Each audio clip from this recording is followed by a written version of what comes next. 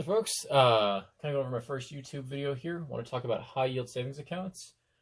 I wanted to go through 3 different examples and kind of talk about the compound interest in both and kind of talk through a few examples of what it looks like to compound your money going throughout this. Kind of some neat stuff here with high yield savings accounts. So first off, start with Marcus by Goldman Sachs with a current rate here in December 2020 of 0.5%. Citi, 0.5% as well, same as Marcus.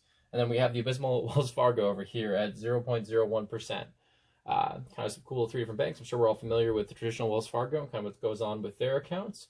But today we're talking about 2 accounts that people may not know about, which is these 2 high yield savings accounts right here, which is kind of crazy because you're leaving a lot of money on the table, as I'll show you through these examples.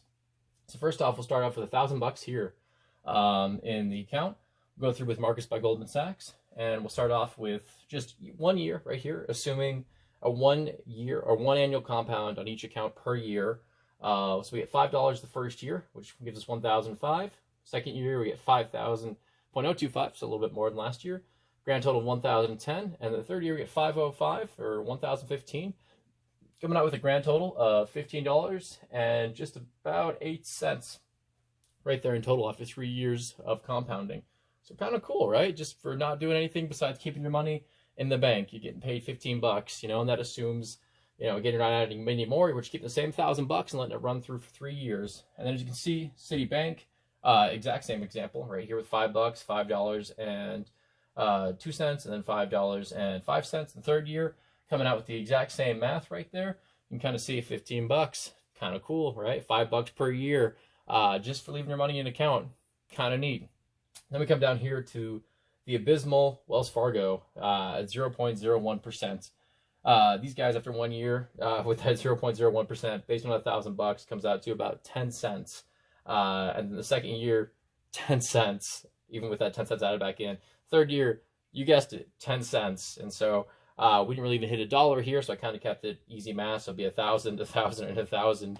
Coming out a grand total after 3 years of 30 cents versus $15 on there. And I'm sure a lot of you folks are familiar with the interest rates on Wells Fargo's accounts, and you're kind of seeing these very small, tiny returns. I'm wondering if maybe there's a better option, maybe a safer option, and there is. You have Marcus up here at Citibank, and there's also quite a few other banks as well who will offer these high yield returns on their savings accounts. But also keep in mind that these accounts right now are on the lower side due to the recession we're experiencing and the pandemic that's going through right now. Because what the banks are trying to do right now, or the Fed, is they're trying to lower the rates right now, almost down as low as they can, essentially, to push people out of savings and into the stock market, because they want to kind of help stimulate the economy. They don't really want people saving. So that right now, these rates can actually fluctuate, and usually they're quite a bit higher. Because when I started these accounts here with Marcus, I was getting a return rate of about 2.25%. So quite a bit higher than the $5 you're seeing right now. This is kind of like an all-time low,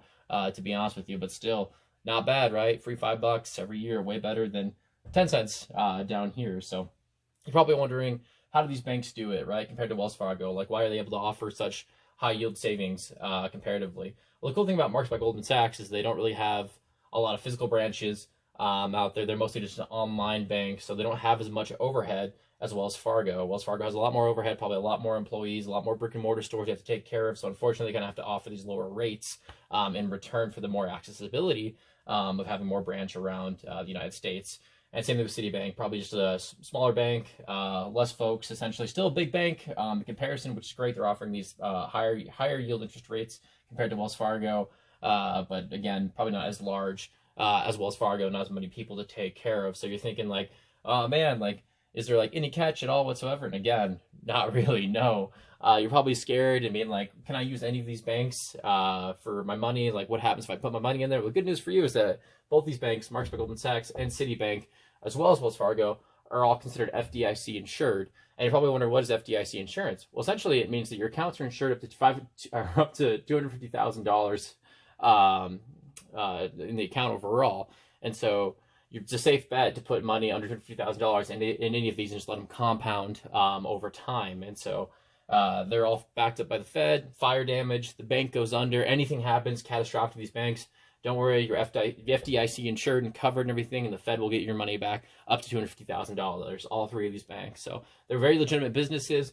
Goldman Sachs is a huge business bank, so is Citibank, as well as Wells Fargo. They just offer more competitive rates. So one side note I will bring up here is that right now the current high yield interest rates do not keep up with inflation. And again, that's because we're kind of seeing these low interest rates from the Fed at the current moment. But they are a better place to keep your money compared to banks like Wells Fargo here in the area and Stockman Bank. They do beat out those interest rates. And as you can see, again, 15, and 30 cents compared to a 3-year compound. It's a bit abysmal. But I want to say thank you again, folks, for tuning in and giving it a shot and my first video. So thank you for your time and have a great night.